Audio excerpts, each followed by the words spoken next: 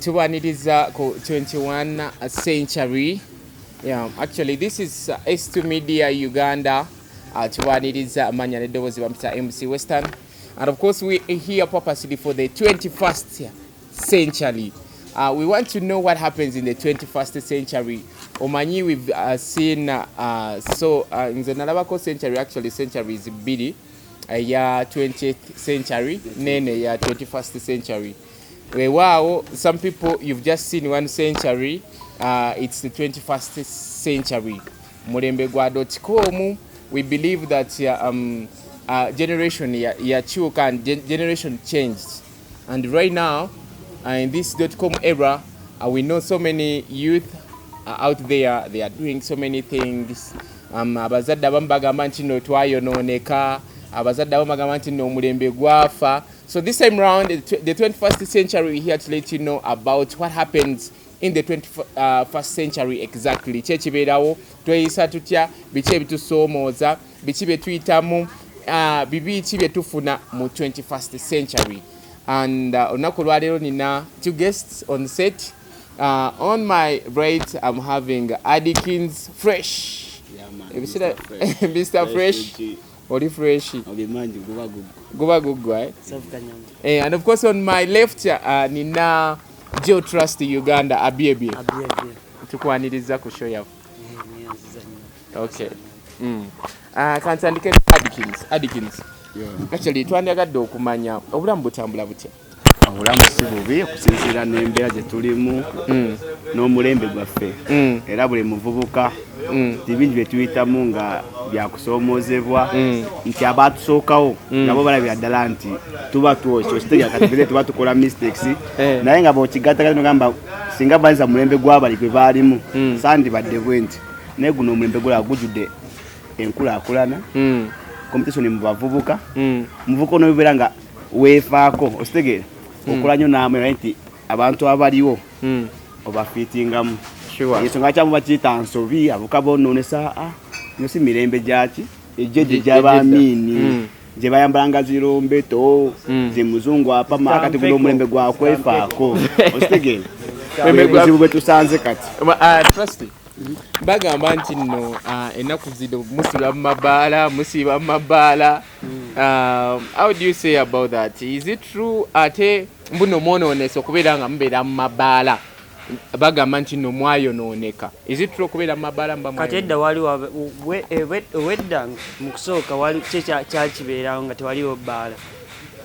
Simanyi tugambe kati gwagambye mbu nnaku zino tubeera mu bbaala tunese kati bo baali babeerawa mu nnimiro mbadde ndowooza babeeranga mu nnimiro okulima emmwanyi biki nnaku zino tebakyalima balima of course kati wakiwagamba tunese okongeza ku kintu ku nsonga ya tufasiti eyo okwonooneka nsi abantu twonoonese okitegeere jasi waliwo otuuka ng'olabira ddala bwe nadda ku mirembe gy'abajjajja bange oba bakitange gye balimu nawo nga bali myaka gyaffe oba kankyogere nga mu lulimi olutuufu olwotegeeka nti oba yokyezza nga si kwokya nti oba oyagala obeere mu mulembe nga bwe guli oyime n'avuka nga bwe bali tambuza ekintu okitegeera tewali kwonoona kwane saa zino bugamba ngende mu nnimiro anti bakyafuna sente mu nnimiro beera mu kibuga weribe mu kibuga ogaziwe mu kibuga ofune connections kibuga tekirimba mankumbi terimba naye kibuga tekirimba mu kibuga you can survive ng'olina nusu lukumi mu ebi sure okakasa wanene Kampala survivinga ng'olina nusu lukumi bitaano munanasi gwa kiddo ebitaano ebikubeeramu naye soka lindako Adikins kituufu olunaku lutya nga tomanyi lugenda bitya kati leero soko zeeno kati leero olwokubiri wadde ligezaako kuninyamu wadde lugezezzaamu bambi sanga mukaaga nga nda embeera ekyaggaanye butya kumakya nga toyinaamu yadde ebibiri lukutte wansi amagulu nenulinyamu obulago kibadde kimafiya kabonero nambonambo naye kyonna we kiri kati ziri saameka ziri saawa ziri zisanga 11 ndaba olunaku ndugasi olugasi olumaliriza kimafiya olunaku olulo lugwa sawa meka nomanya nti kati olunaku leero luwedde kuba kati mmwe musimbula okuva ku makya paka sawa 8-9 nga mukyatunula sawa meka ez'ekiro tukanoga kati olunaku ndumazi kati olunaku nze nga trust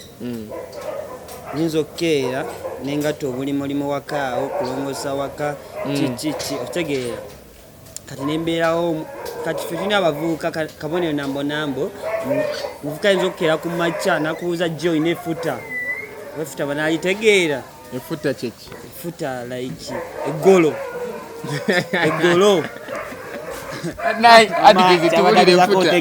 musonga yefuta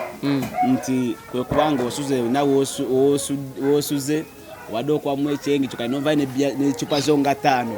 then enkirobolizo tukiramu ngaki ng'eggolo then ekyera zenganze nti ebyagundi ebyolunaku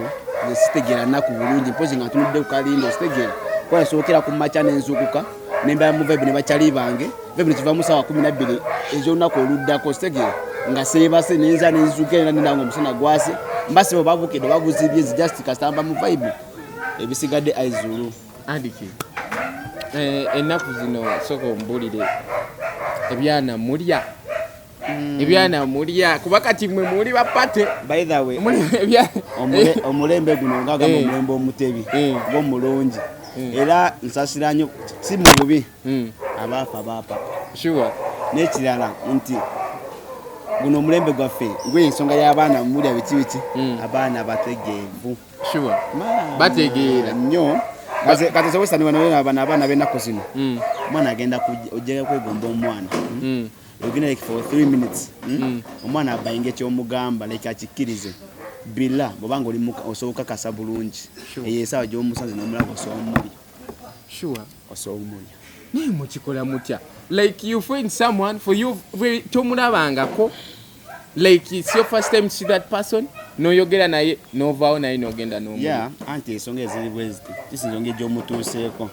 katulaba nze nakakodyo kankenkozesa avuka tebalina okukozesa bw'osanga omwana omwegomba katukite omusana emifu bya vibe wefuule ng'amumanyi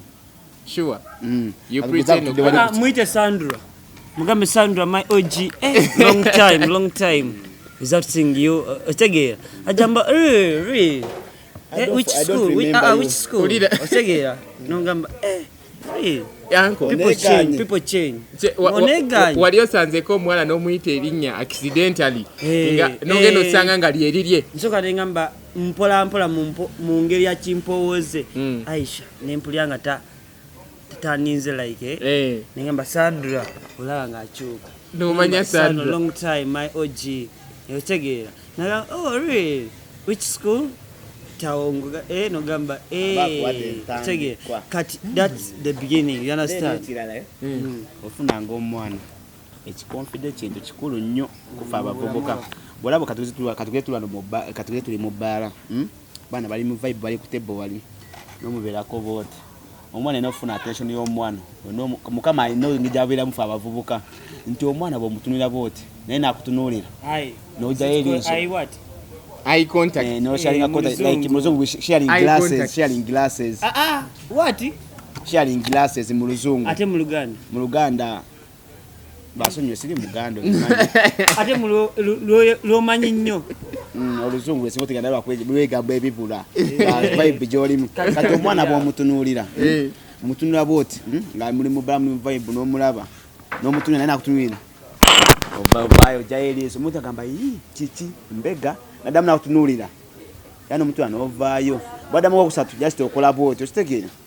then bombala noenda muno ofuna vibe nenya ne vibe nerinya booti ogenda nomugamba kimanyi nti nkumanyi vaayo jangu otule gy'oli sure yeah yo tunakugamba ajja kuyita obasi kyali gamba omanyi wansanga wa ugambe bananga abantu muli bazibu kati oneerabidde olira late lekana wate nkwirabidde bate nakusanga bagambe mukama katonda abantu maswali okukyali bomayiza mwe banno yakujja togere nkujjukize then bwanajja gamba naye mazima lwakwinyalo limbuze mu mutwe siyakujjukira bulungi amene nayogera gamba naye bannange kale nga tuogera n'okwogera gamba obuzibu tuli waleekaana mugamba tuli waleekaana so genda wakane twogera I came with my friend number. No, it's okay. If you're not okay with it, so go get your champion number yo. Bora ngatajigaba. Na just we flat wada mu wade chances mai bitimbu tuge kwena umpe number yo nenga to wate chi serious nenga cyo yagala ukimanyo yagala gugwere wawe nyine kampe number yo. No mugamba ha simu yange yazikidde. Tugende waka kale bano bagamba okoma tugende waka nchajingira chikata utekeme namba tukomeo transport kunze wambira wali omugamba mbira wali wansi no wa boda yagene utwala nyingire mangu tekemu njamungera mune sente tekemu chaja yakende tekemu namba yo okomeo naye segere ungama tofayo wone bakuleka le transport nyina mukuwa nguteko nguteko kwa transport obogenda nga machindi oba wankuwa chiwaya nesa mune chiwaya kirala ekikuba bachesa tunechikuberamu ha naga so kamba gambe naga nabaga ne mugaji njabo no tawa boda gamba yanga yantugende yanga mutula yanga mubera ne baboda baboda yanga msanga wa waboda wo mu manyo wabane na mungona waliwo chaliyo no gamba yanga yantugende mutu wakane mwingia natuka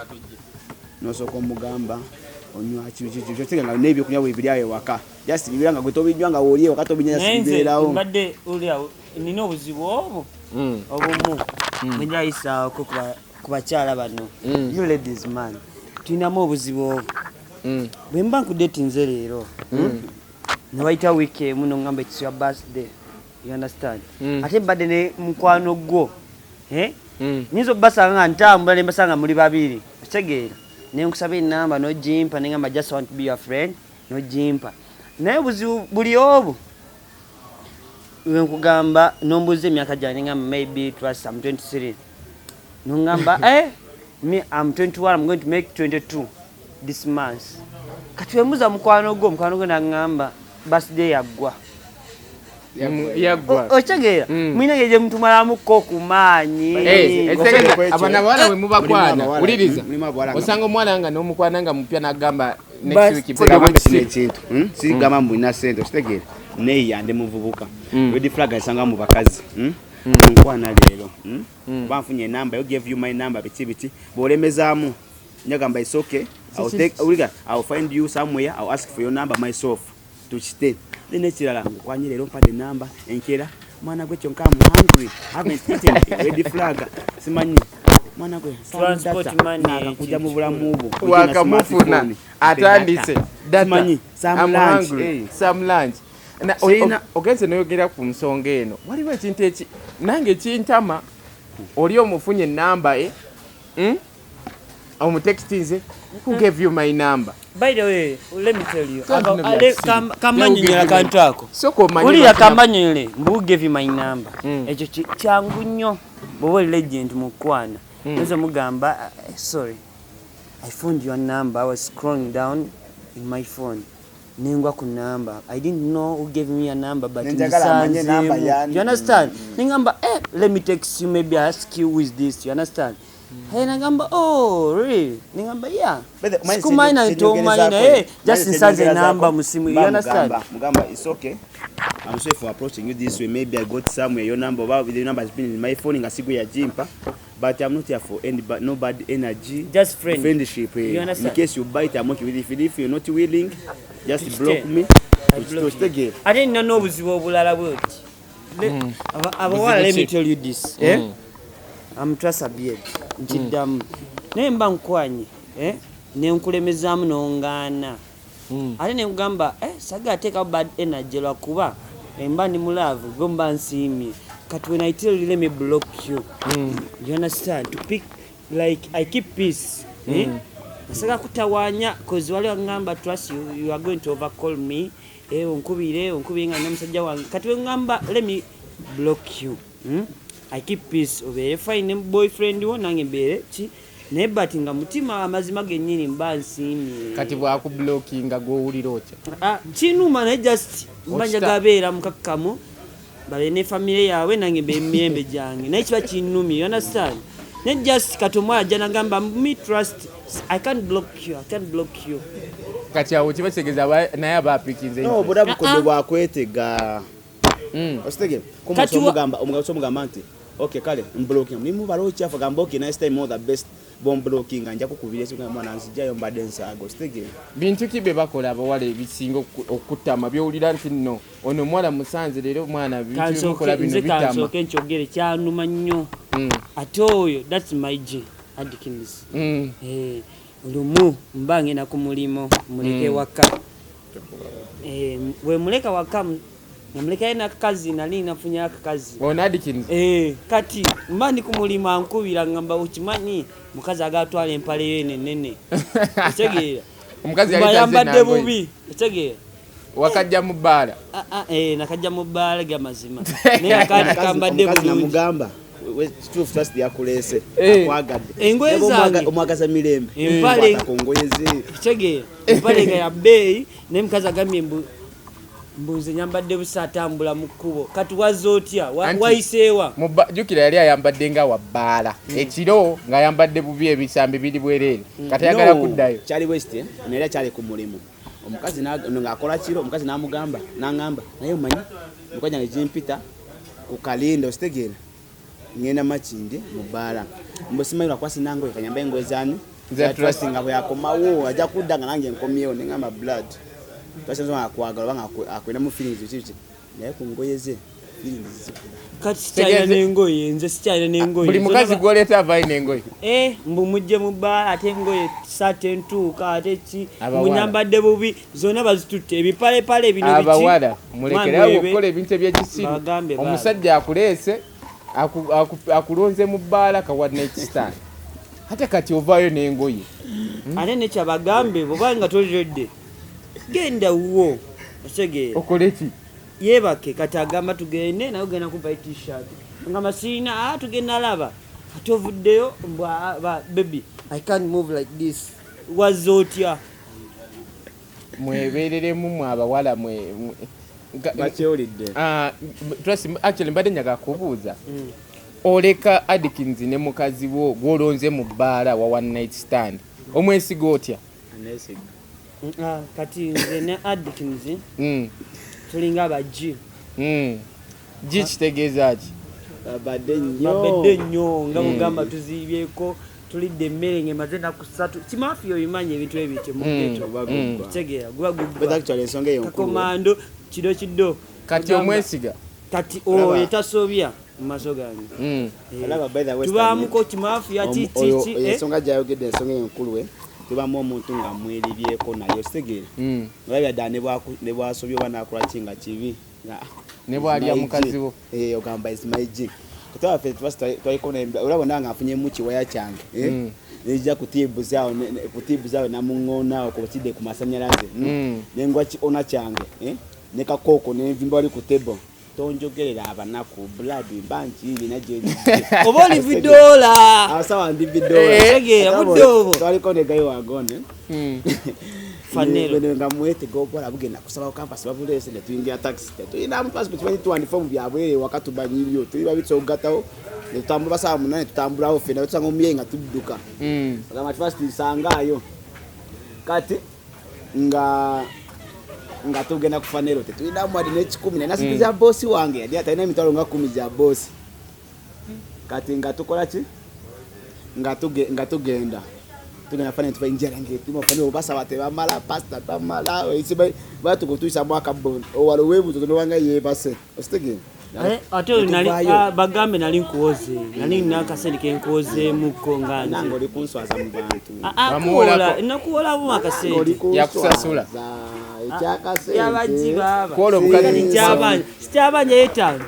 tocha kusoba omukazi nga tokimanyi tonalya ostege kate tutoke waka before 2 days back 1 day back tufumbye mukene ne muchere nga tubifumbye bulungi obimanyi yavubuka nenga mulimu ebya juga mbaye mirenga weri mujjawo mujja ne mimene muleka nga wali no muchere omulala tukiwaka na trust tukutinja nge tuluma na Adkins kangu tuse tugenda tukanenga ma trust tumanyi naleka mu muno mukene ejo nalese mu muno mukene no muchere membe bichi nagamba ji tewali kufa mwabijanga bimaze na twagulinyamu mwali ya muchere no mukene nga kumaze muna keza twabugumya nako olubuto tebwabafuna bisukune tuwa muneji emembe twazitegera ku majanga nekati kankubulire abamaze kasasiro mwaka mulamba abalunga bali akasasi kati ffe abamaze just ennaku lumu oba bbiri kati nga tukyaliwo kyala tuyisaamu amaaso abalunga bali akasasi emyaka ngesa actually nalabye omulalo leero abalalu bamanyira so omulalo akusanga n'agamba asaba sente mu VIP amaita ogamba tasaba mu 1000 asaba mu 12 yangambye ngamu ekitwalo kimpe kitwala atalinga mu kitwala abalalu omulalo ali expensive nalide muogo ne chai tetunana kulya muogo wa agamba bisatu nga naye mukazi ndagugenda ngamba njeje kuwencha nampa miyogo 3 ku bisatu kati osanga omulalo ne kajiko kaboka mimi ngamba mpa history ngamba mwana sina kale 15 ngamba sina basabira mu VIP ngamba blood sabala bagamba just choina mpa otegera nga woli tulisi mulalu atubuze mbega 10 otegera ne man baterezemuko kimale nyagalo babuza era go bosanga kutibuze na mungona kulokubiri lero ku campus connect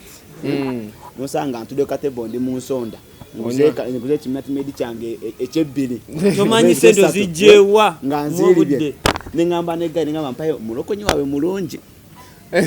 ningamba nzine sitwalo transport esatu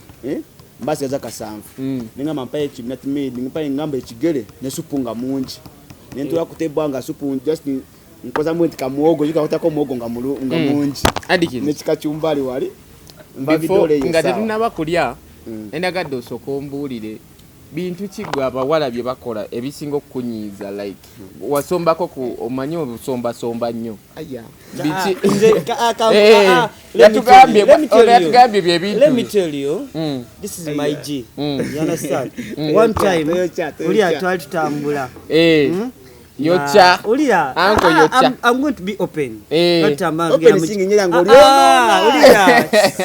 Twali tuva waka nga tugenda mu kibala kimu around Namungona. Sijja kyogera linnya. Twali tutambula. Katomanyi bana bayaba kwabula obusimu ku boda. Ategera.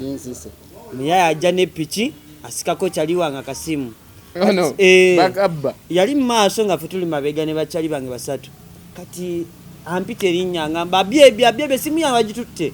Like nga womanyi mutuba mu bye kusaaga.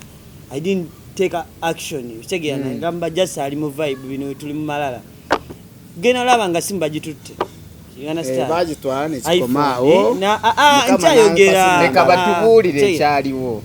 kati mpulire ennaku jiga twatulina busente bwaffe bwekivubuka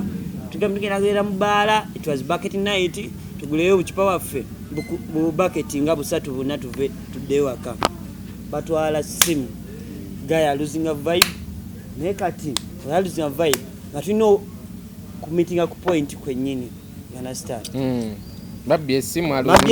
tayari yange lwaki yagala kulita mu bintu bya kisiru bakubuuziza obuzibu badde ofunye ate wali otekisinga n'omukazi nga oyagala ajje waka. Aya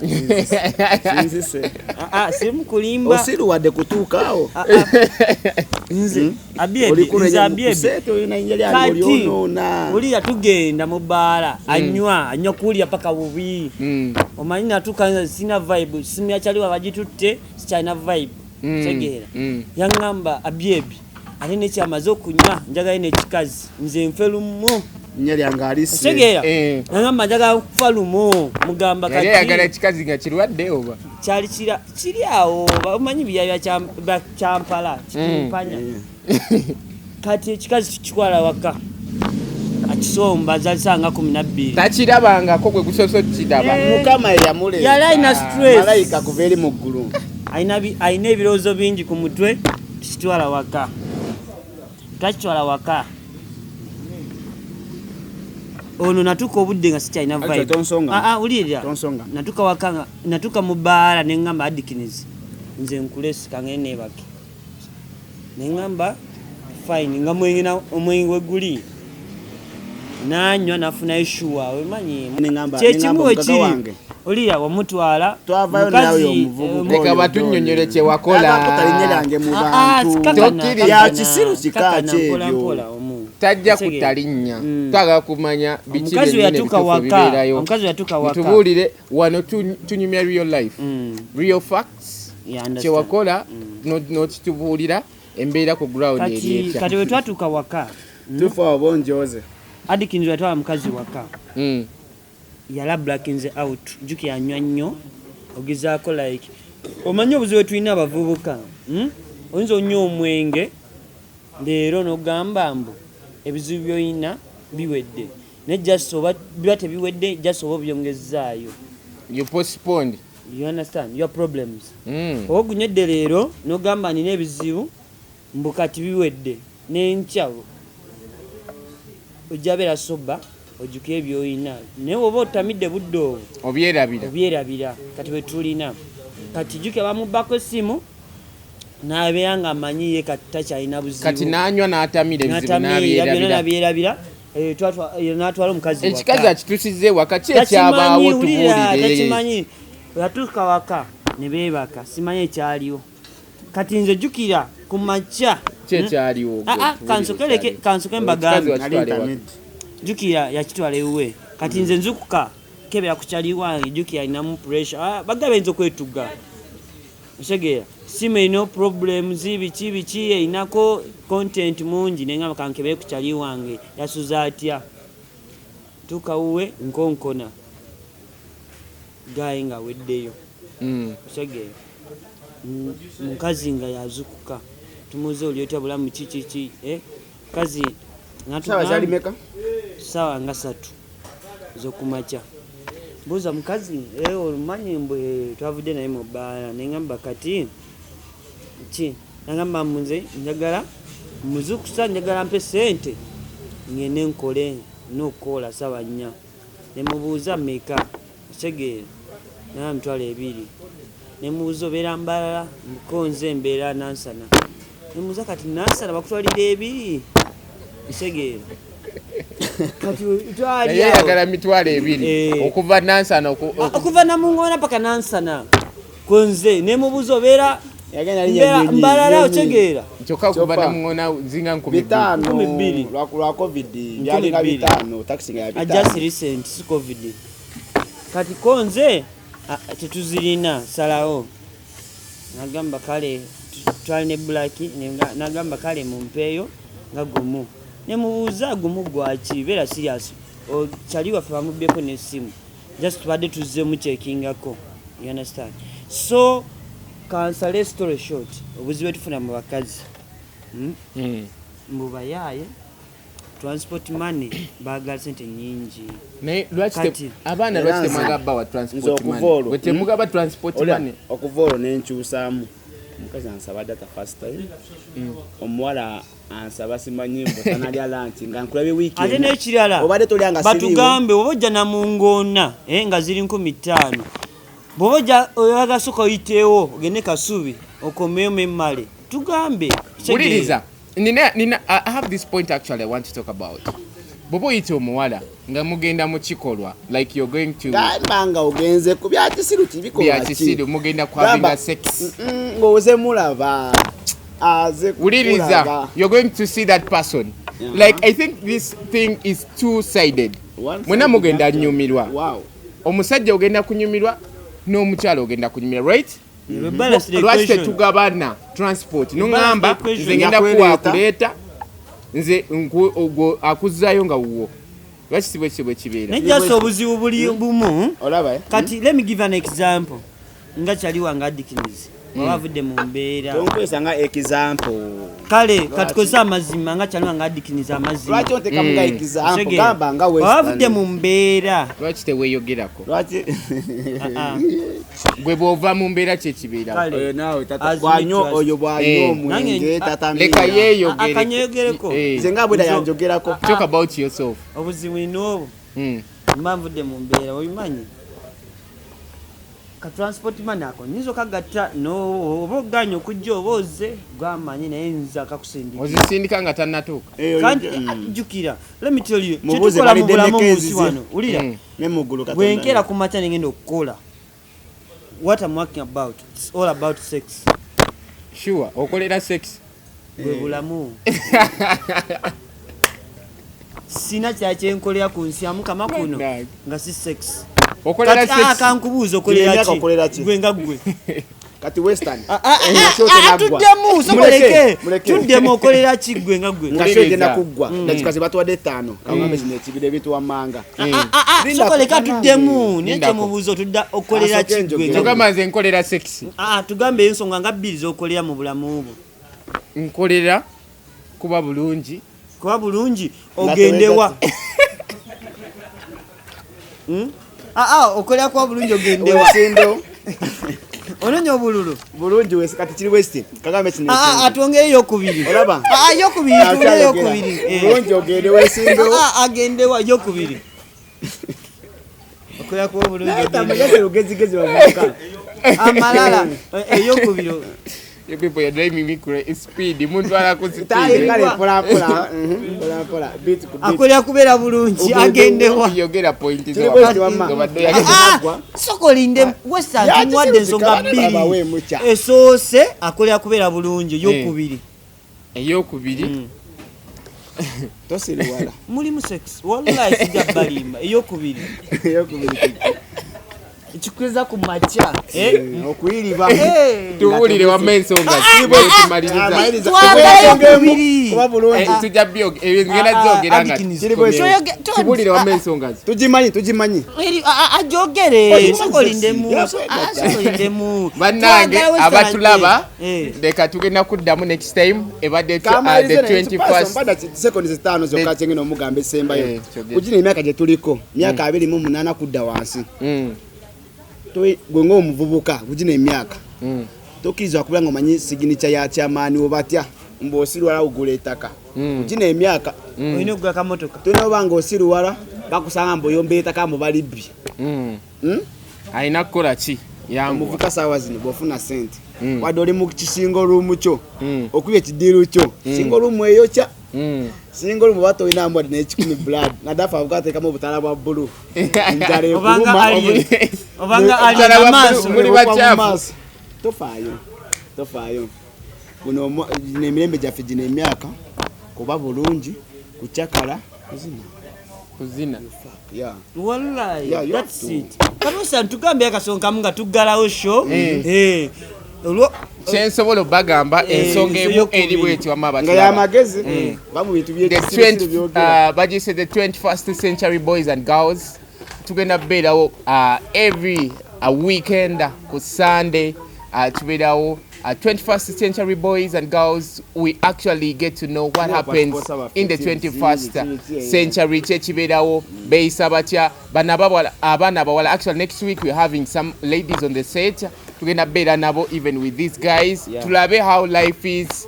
Beisa batya balivinga batya obulamu buli butya. The 21st century waneno ku S2 Media. MC Western, Adikins Fresh, and of course Your Trust Uganda. Bebabaddewo ku seti. Don't forget we are proudly powered by Tibbs Chill Out, so we are right now Namungona. See you guys next time. Bye bye.